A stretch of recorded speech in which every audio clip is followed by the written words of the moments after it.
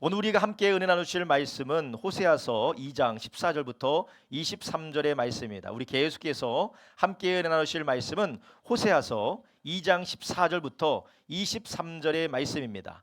호세아서 2장 14절부터 23절 말씀 우리 한 절씩 교독하도록 하겠습니다. 호세아 2장 14절부터 23절의 말씀입니다. 한 절씩 교독하겠습니다. 제가 먼저 읽겠습니다. 그러므로 내가 저를 계유하여 거친 들로 데리고 가서 말로 위로하고 거기서 비로소 저의 포도원을 저에게 주고 아골골짜기로 소망의 문을 삼아 주리니 저가 거기서 응대하기를 어렸을 때와 애굽 땅에서 올라오던 날과 같이 하리라. 여호와께서 이르시되 그날에 내가 나를 내 남편이라 일컫고 다시는 내 바알이라 일컫지 아니하리라. 내가 바알의 이름을 저희 입에서 제하여 다시는 그 이름을 기억하여 일컬음이 없게 하리라. 그날에 내가 저희를 위하여 들짐승과 공중의 새와 땅의 곤충으로 더불어 언약을 세우며 또 이 땅에서 활과 칼을 꺾어 전쟁을 없이 하고 저희로 평안히 눕게 하리라. 내가 너에게 장가들어 영원히 살되 의와 공변됨과 은총과 긍휼히 여김으로 내게 장가들며 진실함으로 내게 장가 들리니 내가 여호와를 알리라.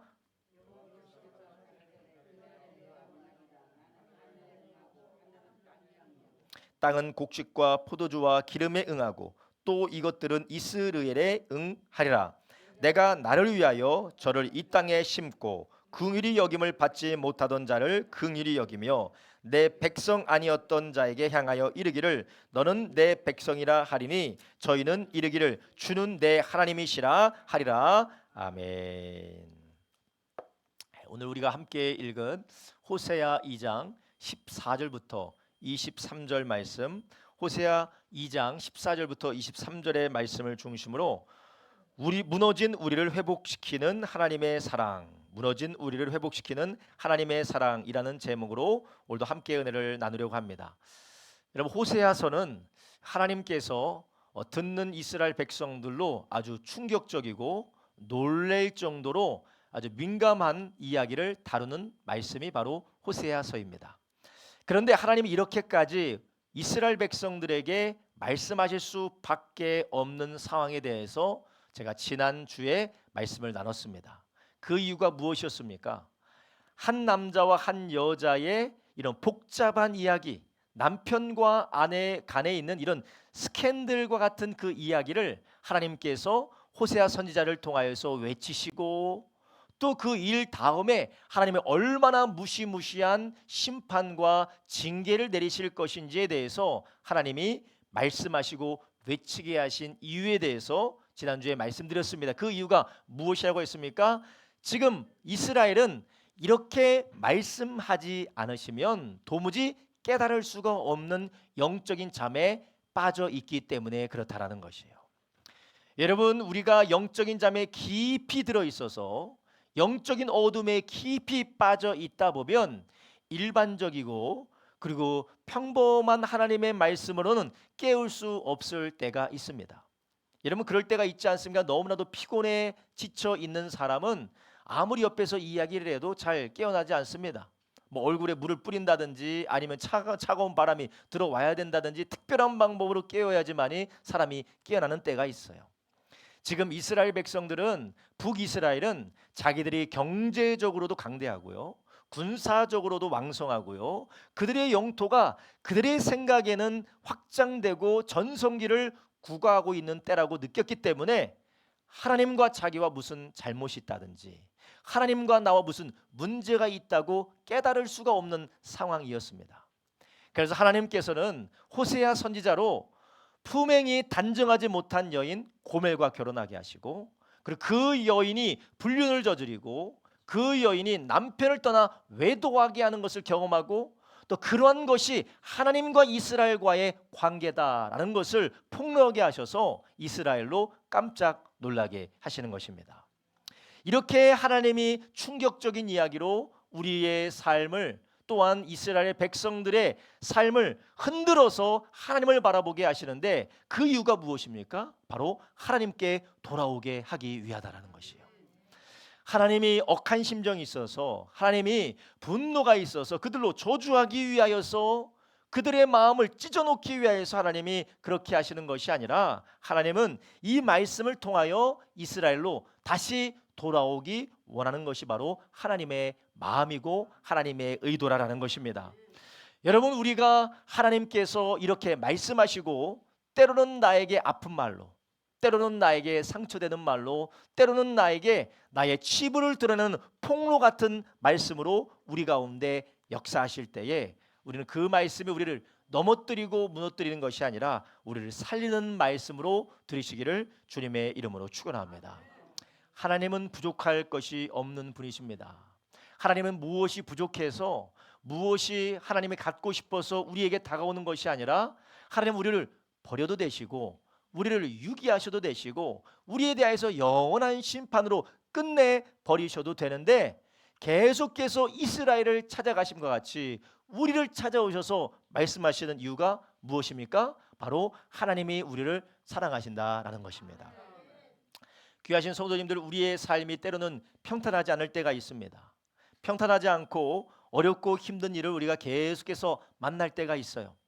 내가 도대체 무엇을 잘못했기 때문에, 내가 도대체 왜 이런 일을 만나야 되는가, 불가사의한 그런 일들이 우리 가운데 찾아올 때가 있습니다. 그때 우리는 하나님을 원망하기도 하고 혹은 다른 사람들을 원망하고 손가락질하면서 누구 때문이고 이것이 다 누구 때문이다라고 우리는 이유를 거기다가 돌리고 싶을 때가 있어요. 그러나 하나님의 백성은, 하나님의 사람들은 그렇게 반응하는 것이 아니라 하나님의 사랑이 우리를 이끌고 계시다라는 믿음을 가지고 있다면 우리는 하나님의 음성 듣기 위해서 귀를 기울여야 될 줄로 믿습니다. 오늘 우리가 읽은 본문을 보면 하나님께서 이스라엘이 얼마나 타락하였고 하나님이 보시기에 이스라엘이 얼마나 하나님을 배반하였는지 말씀하신 다음에 오늘 본문에서는 하나님이 그들을 회복시키기 위해서 말씀하셨다는 것을 들려주십니다. 지난번 첫 번째 시간, 두 번째 시간에는 우리가 하나님께서 얼마나 이스라엘 백성들을 향하여서 분노하셨고 진노하셨고 그들을 심판할 것인지를 말씀하셨다면, 오늘의 본문은 완전히 분위기가 다릅니다. 톤이 완전히 달라요. 처음부터 마지막까지 하나님께서 무엇을 말씀하십니까? 회복을 말씀하세요. 치유를 말씀하십니다. 하나님께서 그들에게 복을 주시겠다라고 말씀하십니다. 그들을 용서하시겠다고 말씀하신 것입니다. 하나님이 이렇게 앞부분에 심판과 그들의 죄의 폭로와 그들을 정죄하고 때로는 저주하는 것 같은 그런 말씀을 하신 이유가 바로 무엇입니까? 그들로 돌아오게 하기 위함이다라는 것입니다. 귀하신 성도님들, 우리의 삶에 벌어지는 많은 안 좋은 일들, 괴로운 일들, 고통스러운 일들이 있습니다. 그런데 그러한 모든 우리의 삶에 벌어지는 일들을 우리가 하나님이 없다면 단지 나의 삶을 파괴시키고 나의 삶을 무너뜨리는 재앙으로 우리는 그것을 해석하고 끝날 수가 있어요. 그러나 우리가 우리를 사랑하시고 우리를 부르시고 우리를 구원하신 그 하나님을 믿고 그분을 바라본다면 이 재앙이 나중에는 우리를 고치시고 회복시키시는 하나님의 섭리가 될 줄로 믿습니다. 여러분, 우리는 이러한 하나님의 섭리에 대한 이야기를 교리적으로 들을 뿐만 아니라 우리는 성경에서 자주 발견하게 됩니다. 우리는 하나님의 사람인 요셉에 대해서 이야기를 많이 들었습니다. 그리고 우리는 하나님의 사람 다윗에 대한 이야기도 우리가 많이 들었습니다. 특별히 우리가 이번 주에 계속해서 2월 달에 묵상하고 있는 큐티지 본문을 보면 누가 주인공입니까? 다윗이 주인공이에요. 다윗이 어떻게 하나님의 사람으로서 왕으로 세워지는지를 우리는 큐티를 통해서 계속해서 보고 있습니다.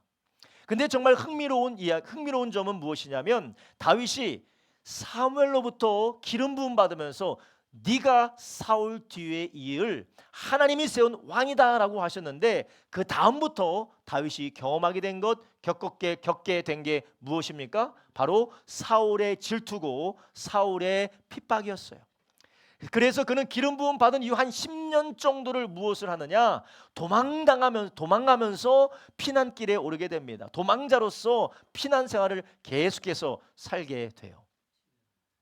그런데 하나님께서는 다윗이 죽음의 위기를 겪고 다윗이 비참한 자리에 처하는 그런 상황 가운데 있었던 모든 것을 통하여서 하나님은 그를 어떻게 하십니까?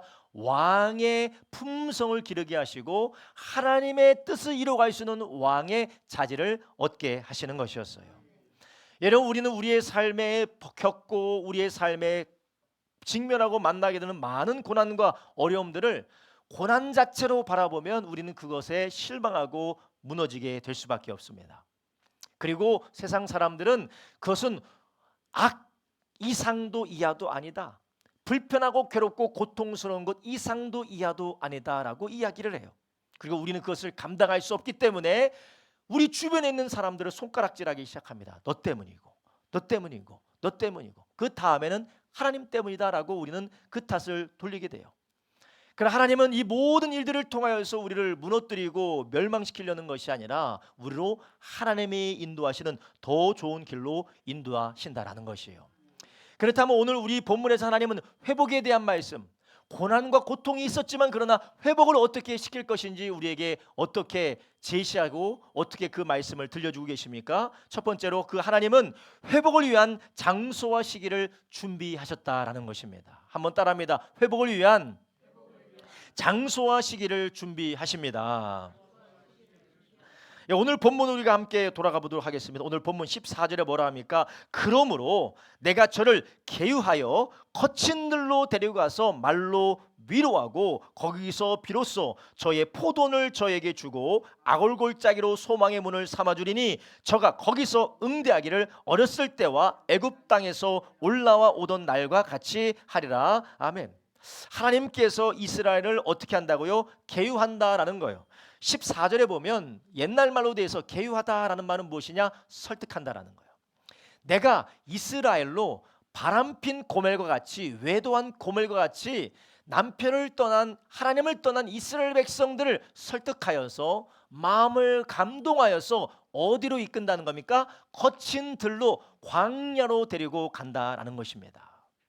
하나님께서 이스라엘 백성들을 회복시키기 위해서 어떻게 한다는 거예요? 그를 거친 들로 이끈다라는 겁니다.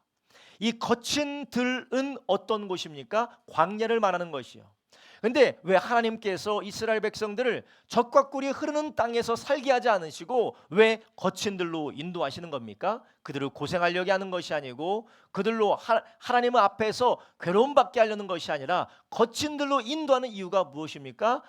가나안 땅에는 우상 숭배의 유혹이 있습니다. 하나님을 떠날 수밖에 없는, 하나님을 배반하게 하는 수많은 이방 민족의 풍속이 그들이 여전히 그들 가운데 있기 때문에 그들로 어디로 인도하신다는 거예요? 거친 들로 인도하신다는 거예요. 그 거친 들 가운데서 다시 하나님과의 관계가 회복되어지고 또 하나님의 뜻을 분별하도록 그들을 변화시켜 주시겠다라는 것이에요. 왜 하나님은 편안하고 안락한 평지가 아닌 거친 들로 인도하시는 걸까요? 15절의 말씀처럼 다시 한번 그들로 포도내게 주어서 그들로 소망으로 일어나게 하기 위해서 그들을 인도해 나가신다라는 것입니다. 그러면서 15절 후반부에 이렇게 말씀하시죠. 어렸을 때와 애굽 땅에서 올라오던 날과 같이 하리라. 이스라엘 백성들이 애굽에서 종살이하던 때에 그들을 광야로 이끌어내셨던 그 하나님의 역사처럼 그들로 다시 한번 인도하여서 하나님과의 관계를 회복시키기 위하여서 하나님과의 만남을 회복시키기 위하여서 어디로요? 거친 들로 이끌어 가신다라는 것입니다. 하나님이 우리의 삶을 흔드실 때에 오늘 우리가 읽은 본문 앞전에 우리가 2주 동안 들었던 호세아서의 말씀처럼 하나님 우리를 치시고 우리로 깨닫게 하시고 우리로 징계하셨던 그 많은 일들이 무엇이냐? 우리를 어떻게 하기 위해서요? 우리를 회복시키기 위한 장소로 이끌어 가길 원하신다라는 것입니다. 여러분, 우리의 삶의 이러한 어려움과 고통의 시기가 저주받고 그리고 우리가 슬픔 가운데에 나를 지새우는 시기가 아니라 오히려 하나님이 우리를 회복하기 위한 장소와 시기인 줄 아시길 바랍니다. 하나님께서 이스라엘 백성들을 40년 동안 광야에서 방랑하고 유리하게 하셨어요. 이스라엘은 40년 동안 광야에서 고생했습니다. 그러나 하나님은 그 일들을 신명기 8장에서 뭐라고 해석하십니까? 신명기 8장 2장 3절에 이렇게 말씀하십니다. 내 하나님 여호와께서 이 40년 동안에 너로 광야의 길을 걷게 하신 것을 기억하라. 이는 너를 낮추시며 너를 시험하사 내 마음이 어떠한지 그 명령을 지키는지 아니 지키는지 알려 하심이라. 너를 낮추시며 너로 줄이게 하며 또 너로 알지 못하면 내 열주도 알지 못하던 만나를 내게 먹이신 것은 사람이 떡으로만 사는 것이 아니요 여호와의 입에서 나오는 모든 말씀으로 사는 줄을 너로 알게 하려 하심이니라. 아멘. 이스라엘 백성들이 40년 동안 고생했던 것, 그것이 증오스럽고 이가 갈리고 생각만 해도 치가 떨리는 그런 기억이 아니라 하나님께서 그들로 연단하여서 하나님의 말씀을 깨닫도록 그를 인도하시는 자리였다라는 것입니다.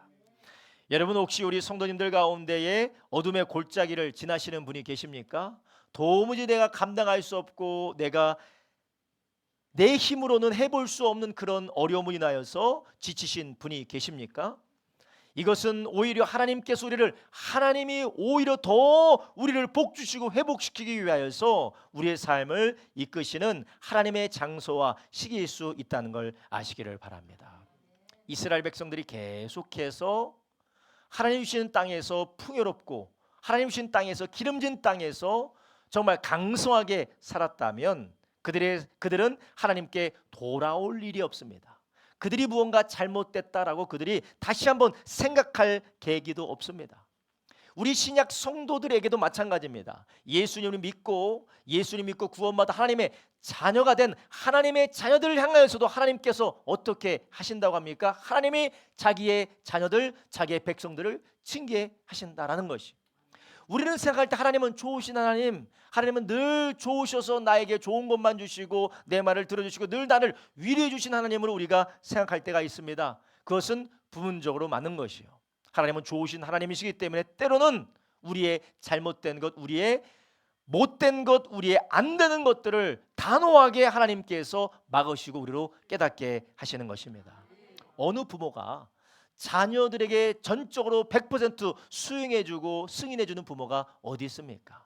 잘못된 것이 있으면 오히려 자녀를 망치는 습관이 들면 그것을 고치는 것이 바른 부모가 아닙니까? 그래서 히브리서 12장 8절부터 13절에 하나님께서 우리에게 뭐라고 말씀하십니까? 징계는 다 받는 거이오들 너희들에게 징계가 없으면 사생자요 참 아들이 아니니라. 하나님은 우리를 징계하시는 이유는 우리가 하나님의 자녀이기 때문이라는 거예요. 9절에 말합니다. 또 우리의 육체의 아버지가 우리를 징계하여도 공경할 거든 하물며 모든 영의 아버지께 더욱 복종하여 살려 하지 않겠느냐. 저희는 잠시 자기의 뜻대로 우리를 징계하였거니와 오직 하나님은 우리의 유익을 위하여 그의 거룩하심에 참여케 하시느니라. 무릇 징계가 당시에는 즐거워 보이지 않고 슬퍼 보이나 후에는 그로 말미암아 연달한 자에게는 의의 평강한 열매를 맺나니 그러므로 피곤한 손과 연약한 무릎을 일으켜 세우고 너희 발을 위하여 곧은 길을 만들어 저는 나로 하여금 어그러지지 않고 고침을 받게 하라. 아멘.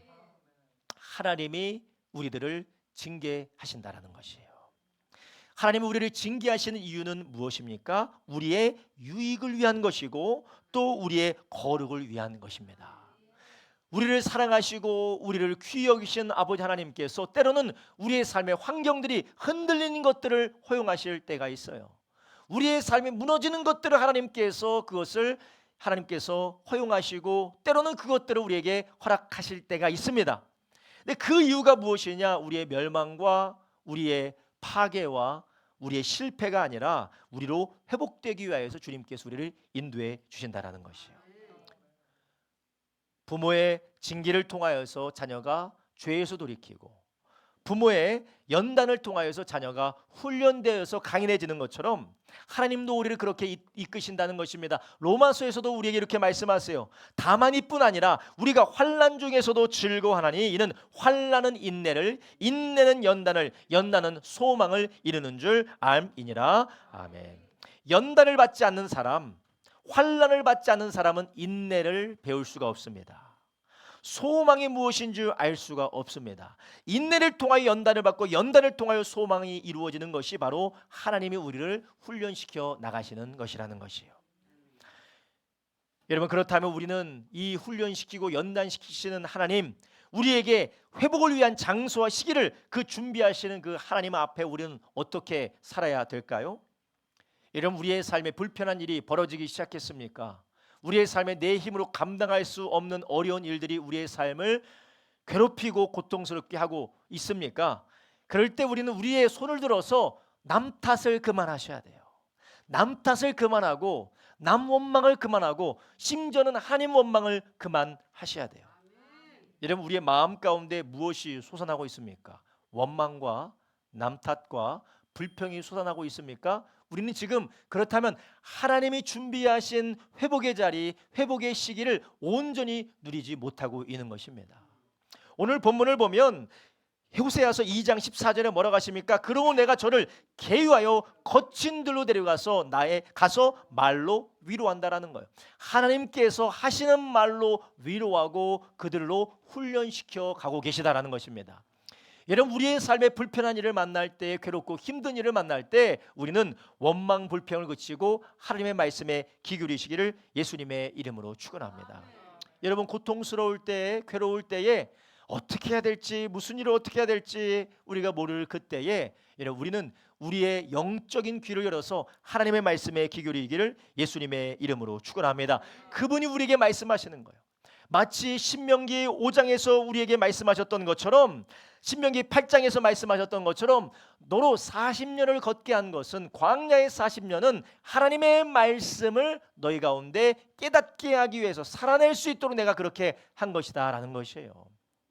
귀하신 성도님들, 하나님의 말씀에 귀 기울이기를 주님의 이름으로 축원합니다.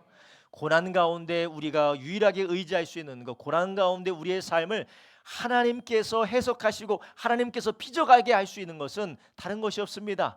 우리를 향한 하나님의 말씀을 하루하루 들으면서 그분의 인도를 받는 것입니다. 이스라엘 백성들이 40년이 차서 이제 요단강을 건너서 가나안 땅을 들어가게 하셨던 것처럼 언젠가는 우리를 위한 회복의 장소가, 회복의 때가 끝나게 될 줄로 믿습니다.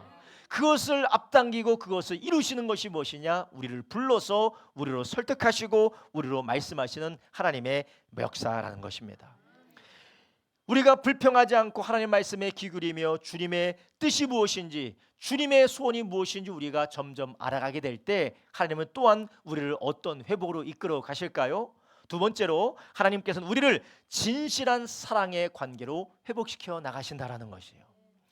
주님은 우리를 광야로, 거친 들로 보내셔서 괴로움과 고통의 골짜기 가운데서 하나님의 말을 듣고 또 주님 안에서 회복시켜 주시는 역사를 우리에게 허락하실 때에 그 시기와 그런 때를 통하여서 우리를 하나님과 진실한 사랑의 관계로 회복시킨다라는 것이에요.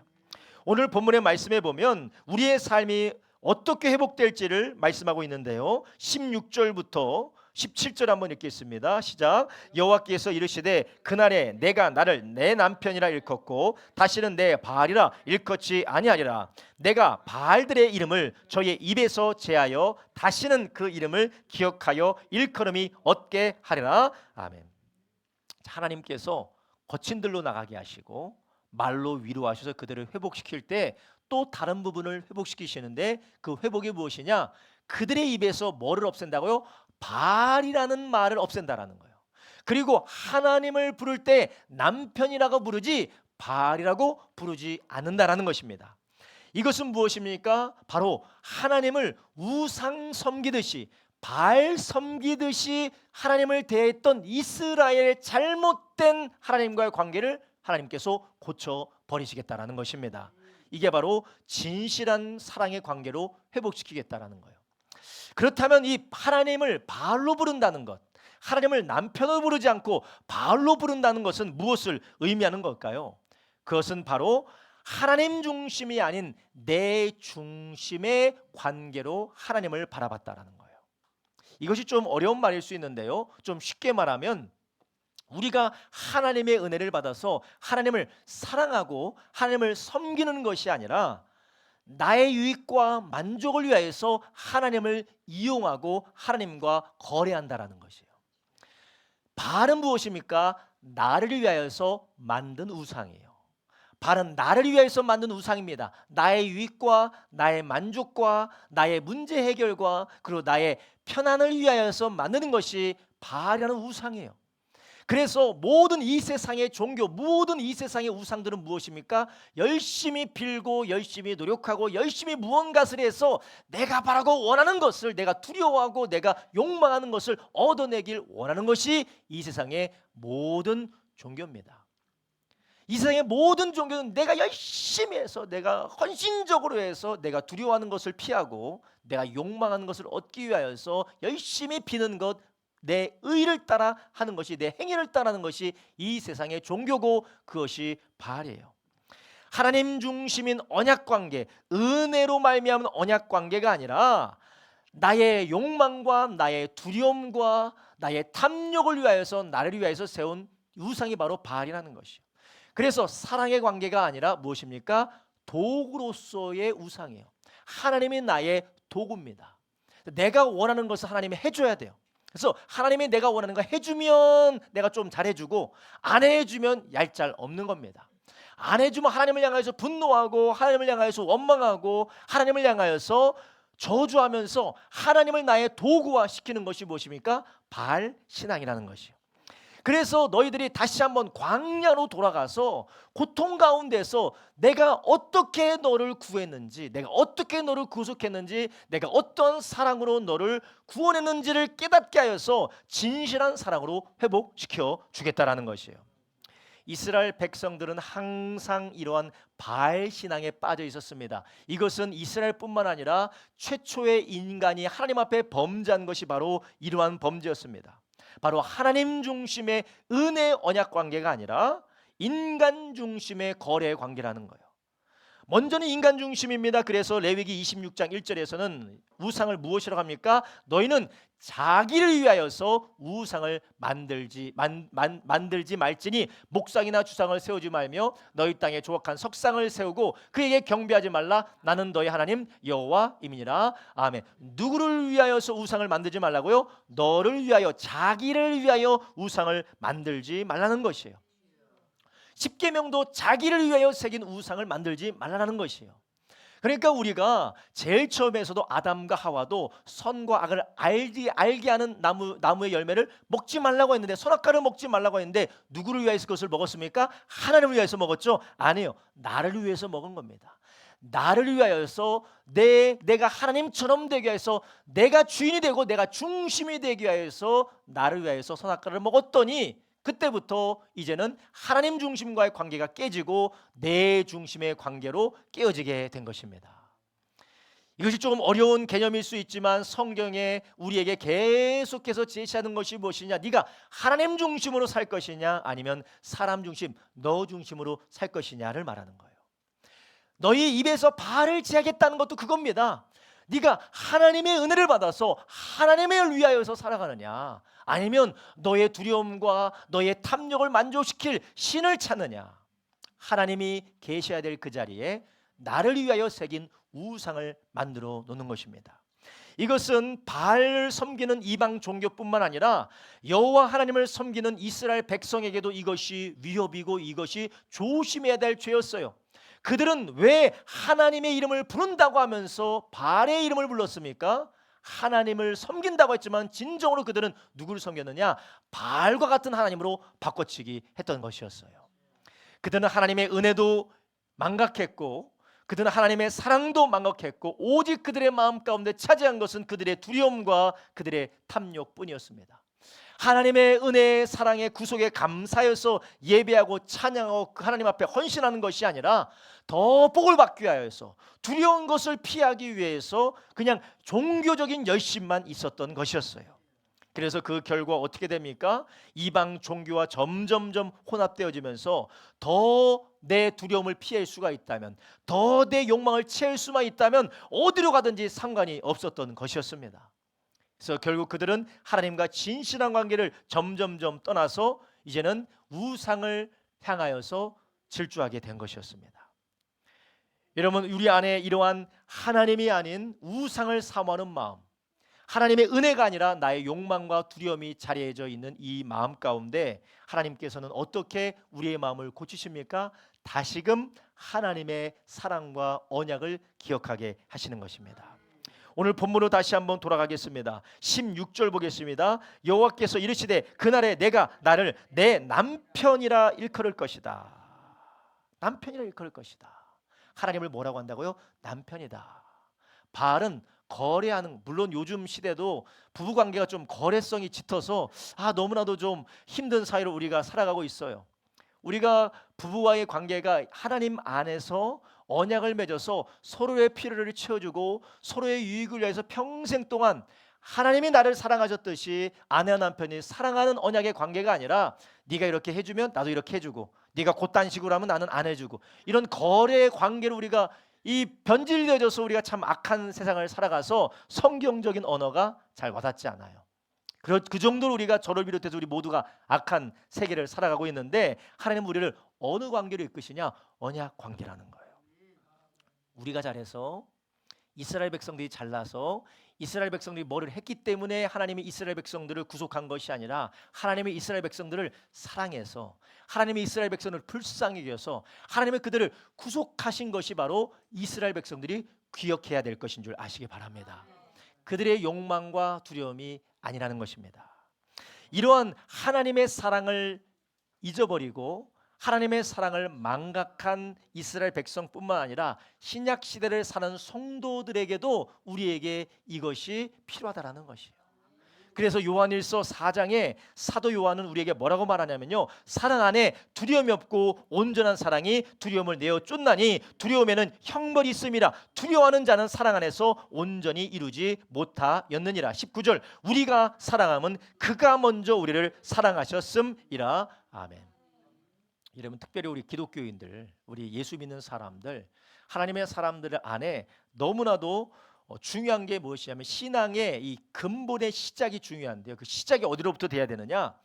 내 힘과 노력과 내 열심으로 하나님의 사랑을 받는다라는 이 잘못된 율법주의적인 이런 생각과 신념이 자리 잡고 있으면 늘 하나님 앞에 무엇을 하냐면요, 두려워요. 하나님 앞에 두려워합니다. 하나님을 두려워하고 그리고 하나님을 진심으로 하나님을 사랑하지 못하고 진심으로 하나님의 사랑을 받지 못하기 때문에 거기 안에 무엇이 있냐? 바로 내 자아가 있어요. 하나님의 사랑 안에서 진실한 사랑을 받지 못하고 사랑을 받지 못하니까 하나님을 사랑하지 못합니다. 그러면 그 자리에 무엇이 남아있느냐? 오직 나밖에 없습니다. 세상 것을 아름다운 것으로 미워하죠. 아니, 나를 위해서 온전히 살아가는 게 얼마나 멋있냐, 얼마나 나답냐라고 이야기하지만 성경은 우리에게 무엇을 말씀하십니까? 우리가 하나님의 사랑 안에서 하나님의 뜻을 따라 살아가는 것이 가장 복되다라고 말씀하시는 것입니다. 여러분, 우리가 우리를 불러주신 하나님의 그 사랑, 우리가 무엇을 잘했기 때문도 아니고 우리가 뭐들 못했기 때문도 아니고 우리가 뭐가 대단했기 때문도 아니고 우리가 뭔가 하나님으로부터 위대한 일을 했기 때문이 아니라 하나님의 사랑 안에서 우리를 먼저 사랑하셨기 때문에 우리가 하나님의 자녀 되었고 우리가 하나님의 사랑받는 자 된 줄 믿으시기 바랍니다. 이것을 우리가 계속해서 기억하고 하나님 앞에 나갈 때 우리의 마음 가운데 완고하게 서 있는 두려움, 우리 안에 완고하게 서 있는 탐욕, 두려움과 탐욕으로 똘똘 뭉친 우리의 자아가 하나님 안에서 무너져 내리고 하나님을 사랑하게 되는 줄 아시기를 바랍니다. 여러분, 그러한 마음으로 변화된 사람들이 고백하는 것이 있습니다. 로마서 14장 7절에서 8절에 우리가 뭐라고 합니까? 우리 중에 누구든지 자기를 위하여서 사는 자가 없고 자기를 위하여 죽는 자도 없도다. 우리가 살아도 주를 위하여 살고 죽어도 주를 위하여 죽나니 그러므로 사나 죽으나 우리가 주의 것이로다. 아멘. 우리가 어떻게 주를 위하여서 살고 주를 위하여 죽을 수 있을까요? 우리가 왜 나의 것이 없고 모든 것이 주님의 것으로 하나님 앞에 드려진 삶을 살 수가 있을까요? 첫 번째는 두려움이 없어야 됩니다.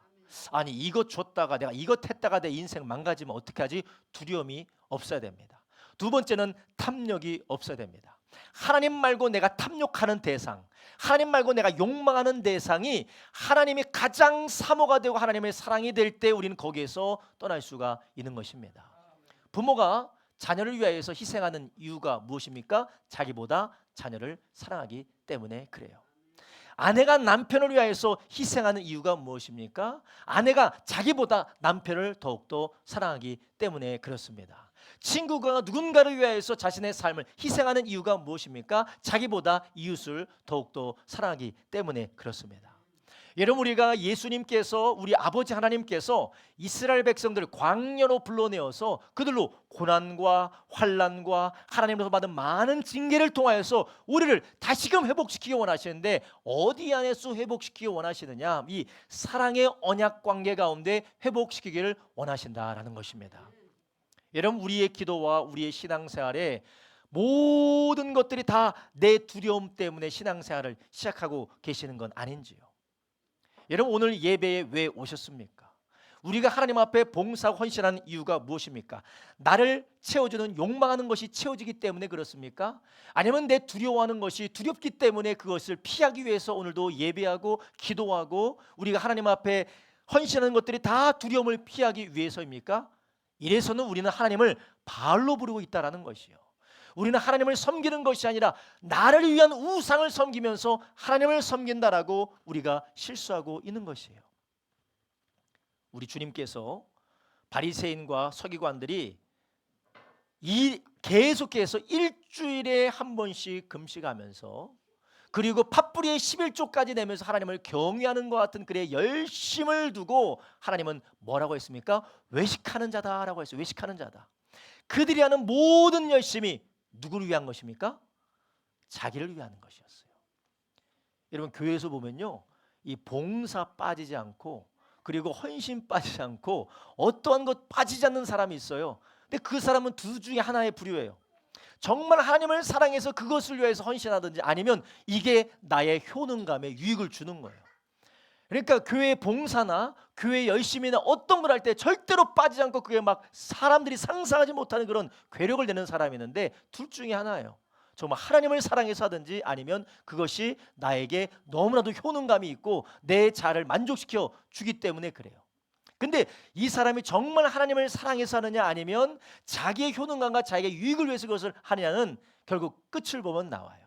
무엇입니까? 결국 자기를 높이느냐, 아니면 하나님을 높이느냐. 그래서 자기를 높이다가 이 사람과 부딪히고 저 사람과 부딪히고 이 사람과 단절하고 저 사람과 단절하는 것은 무엇이냐? 다 자기를 위해서 한 거예요. 지금까지 열심히 자기를 위해서 한 거예요. 그런데 하나님을 위해서 했던 사람은 누구냐? 이름도 없이 빛도 없이 하나님께 영광 올려드리고 주님의 사람을 세우는 줄 아시기 바랍니다. 서기관과 바리새인들은 무엇을 했습니까? 자기들을 위해서 했어요. 그래서 결국 누구를 죽입니까? 예수님을 죽이는 것이에요. 여러분, 저를 비롯해서 우리의 삶이 바알을 섬기는 바알 신앙이 아니라 하나님을, 우리의 왕이시고 우리의 주인이시고 우리의 신랑이신 예수 그리스도를 섬기는 믿음이 되기를 예수님의 이름으로 축원합니다. 여러분, 이렇게 하나님께서 우리의 삶을 언약 관계로 계속해서 회복시키기를 원하세요. 여러분, 저는 우리 성도님들이 다시 한번 이 호세아 선지자의 말씀을 우리가 계속해서 들으면서 우리가 다시 한번 점검하셨으면 좋겠어요. 내가 나를 위해서 신앙생활하는가, 아니면 하나님의 은혜 감사해서 주님을 사랑함으로 신앙생활 하는가. 여러분, 우리의 예배와 우리의 봉사와 우리의 헌금과 우리의 헌신과 그리고 우리의 전도와 우리의 모든 것들이 저주받지 않기 위해서, 지옥 가지 않기 위해서, 아니면 내가 복받아서 지금보다 더 잘 살기 위해서 하고 있다면, 여러분, 우리는 그 끝이 어디입니까? 원망과 불평과 짜증과 혹은 하나님이 아닌 내 영광을 위해서로 우리는 변질될 수가 있습니다.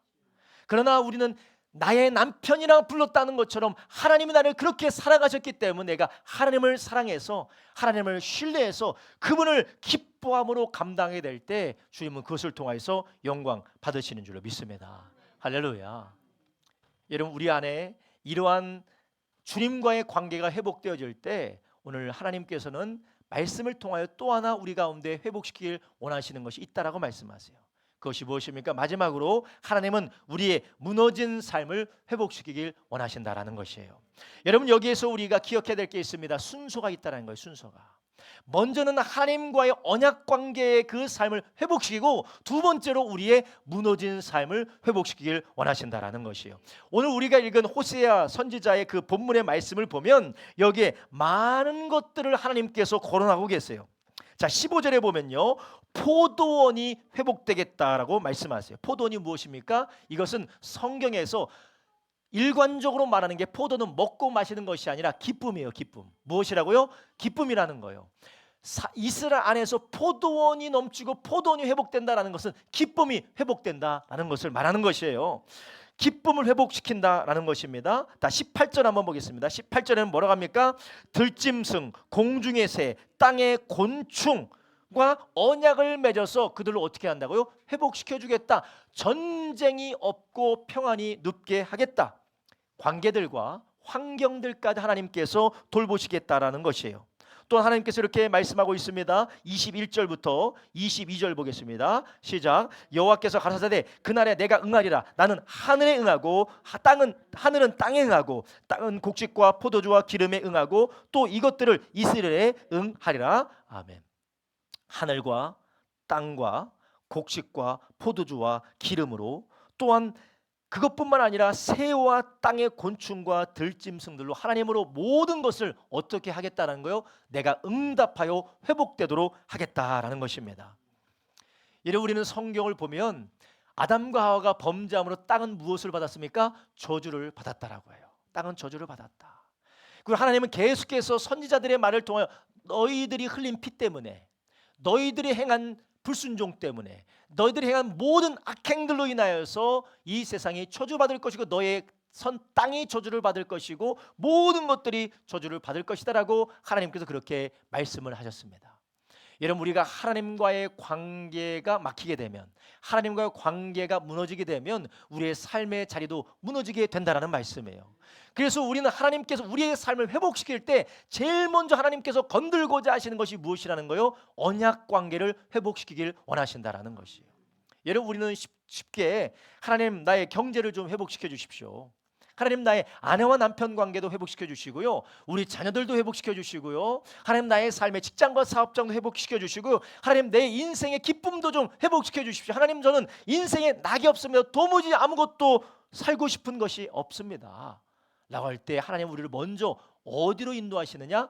언약 관계 안에서 회복시키시고 그 언약 관계가 회복되어졌을 때 하나님은 어떻게 하신다고요? 모든 삶의 자리를 치유하기를 원하신다라는 것이에요.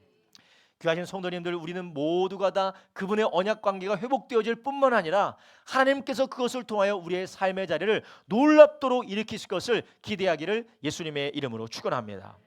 그래서 하나님께서는 이사야 선지자를 통하여서 만약에 너희들이 돌아오게 될 때 메시아를 통하여서 돌아오고 하나님의 그리스도를 통하여 너희가 하나님께로 돌아오게 될 때 너에게 어떠한 일이 일어날 것인지를 이사야서 60장이 이렇게 말씀하고 있어요. 이사야 60장 1절에 이렇게 말합니다. 일어나라 빛을 발하라. 이는 내 빛이 이르렀고 여호와의 영광이 내 위에 임하였음이니라. 보라 어둠이 땅을 덮을 것이며 캄캄함이 만민을 가리려니와 오직 여호와께서 내 위에 임하실 것이며 그 영광이 내 위에 나타내리니 열방은 내 빛으로 열왕은 비치는 내 광명으로 나오리라. 내 눈을 들어 사면을 보라. 무리가 다 모여 내게로 오느니라. 내 아들들은 원방에서 오겠고 내 딸들은 안기워 올 것이라. 그때 내가 보고 회색을 바라며 내 마음이 놀라며 또 화창하리니 이는 바다의 풍부가 내게로 돌아오며 열방의 재물이 내게로 옴이라.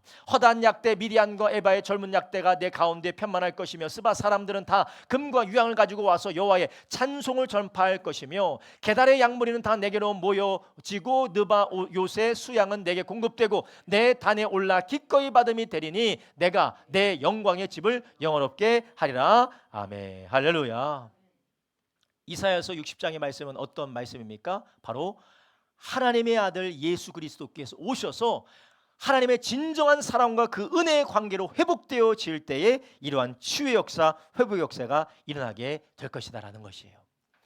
귀하신 성도님들, 우리가 하나님과의 진정한 언약의 관계로 하나님과의 사랑의 관계로 우리가 돌아갈 수 있도록 주님께 나갈 수 있도록 하나님이 우리 가운데 무엇을 보여주셨고 무엇을 행해 주셨습니까? 바로 하나님의 아들 예수 그리스도를 우리 가운데 보내신 줄 믿으시길 바랍니다.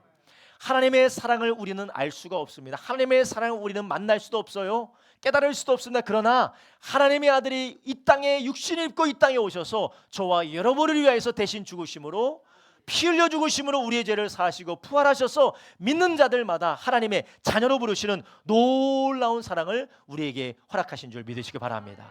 그래서 이 사랑을 받고 그 사랑 안에서 예수님을 믿고 예수님의 사랑 안에서 하나님과 교제하는 사람, 예수님의 사랑 안에서 그 뜻 가운데서 나아가는 사람, 내 마음이 아니라 내 뜻이 아니라 나를 위하여 세운 우상이 아니라 오직 예수님만을 바라보며 그분의 사랑에 기뻐하고 그분의 말씀에 순종하며 그분을 위해서 삶을 살아갈 때에 우리 하나님께서 우리를 모든 삶을 치유하시고 고치시겠다고 말씀하신 것이에요.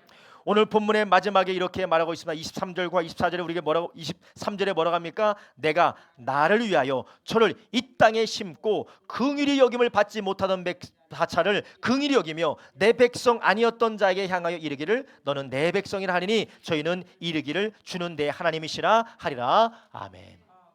하나님이 다시 그 사랑 안에서 너희를 회복시키겠다라는 것이에요. 물론 이스라엘 백성들이 하나님의 회복으로 다시 예루살렘으로 돌아오기도 하고 이스라엘 나라가 다시 서는 것처럼 보여졌지만 여전히 그들은 하나님을 우상처럼 대하여서 성전은 세워놓고 하나님의 백성들이 모이기는 했지만 하나님을 우상 섬기듯 바알 섬기듯 섬겼어요. 네, 그들로 다시 돌아오게 하나님의 위대한 역사가 무엇이었습니까? 바로 말씀이 육신에 되어 오신 예수 그리스도를 통하여서 이전에는 눈에 보이는 성전이었다면 이제는 하나님이 친히 우리로 성전이 되게 하셨다라는 것이요. 이전에는 들리는 말씀이었다면 이제는 하나님의 성령이 우리 가운데 오셔서 하나님이 나를 이렇게 사랑하셨고 하나님의 나를 이렇게 귀히 여기시며 하나님이 나를 이렇게 소중히 여기신다라는 성령의 감동으로 우리를 하나님의 사랑을 알게 주셨다라는 것이요. 하나님이 우리가 그 사랑의 언약 가운데 예수 그리스도 안에서 우리를 돌이키시고 그리스도 예수 안에서 주님을 사랑하게 하실 때에 하나님은 우리로 이제는 너의 백성이 아니었지만 이제는 나의 백성이고 나의 자녀가 아니었지만 이제는 내 자녀라라고 하나님이 불러주시겠다라고 하셨어요.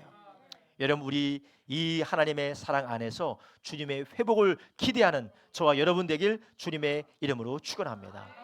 또 하나님께서는 우리를 하나님의 자녀로 부르시고 그 사랑의 관계 가운데 우리를 불러주실 뿐만 아니라 오늘 우리가 읽은 본문 마지막 절에 23절에 뭐라고 합니까? 긍휼히 여김 받지 못하던 백성, 그리고 내 백성이 아니라고 했던 자들을 어떻게 한다고요? 내 백성이라 하겠다라는 것이에요. 이제는 예수 그리스도 안에서 사랑받지 못하던 자들, 하나님의 사랑을 떠나던 자들이 하나님의 자녀로 부름을 받을 뿐만 아니라 주님의 자녀를 통하여서 하나님을 알지 못하던 사람이 돌아오는 그 길도 열어주신 줄 아시기 바랍니다. 그래서 예수님께서 부활 승천하셔서 하나님께로 가시면서 제자들에게 이렇게 말씀하셨어요.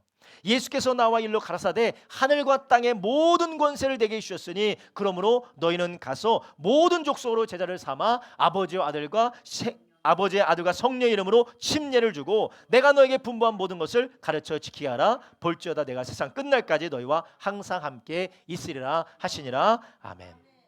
이제 우리로 예수님 안에서 하나님의 사랑을 받고 주님과 우리와의 사랑의 관계 안에서 예배하고 주님을 섬기고 하나님의 나라를 위해서 살아갈 때 주님께서 우리를 통하여서 무엇을 하시겠다고 하시는 겁니까? 긍휼히 여김 받지 못하던 자들이 이제 하나님의 긍휼을 받도록, 하나님의 백성이 아니었던 자들이 하나님의 백성으로 하나님의 사랑받을 수 있도록 우리가 주님의 복음을 증거하는 자로 주님 우리를 세우시겠다라는 것이에요. 여러분, 2026년 새로운 새해 구정이 이제 좀 있으면 우리의 구정을 만나게 되잖아요. 구정을 우리가 가게 될 때 그 구정 안에서 우리가 설 명절 동안에 우리가 이 사명을 감당해 나가길 주님의 이름으로 축원합니다.